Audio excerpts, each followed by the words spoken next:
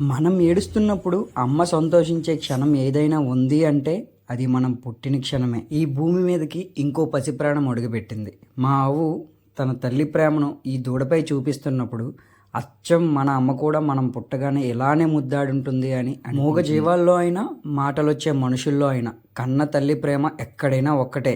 గుడి లేని దైవం అమ్మ, కల్మషం లేని ప్రేమ అమ్మ, అమృతం కన్నా తీయనైన మాట.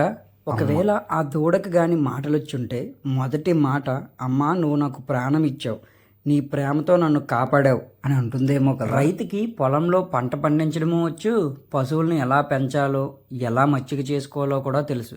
అందుకే రైతులకి పశువులకి ఒక బ్యూటిఫుల్ రిలేషన్షిప్. మనుషుల్లో అయితే ఆడపిల్ల పుడితే ఓ ఆడపిల్ల పుట్టిందా అని కొందరు ఫీల్ అవుతారంట. అదే మూగజీవైన ఆవుకి ఆడ శిశువు పుడితే మాత్రం హ్యాపీగా ఫీల్ అవుతారంట. నిజమేనా? మీకు తెలిస్తే కామెంట్ చేయండి.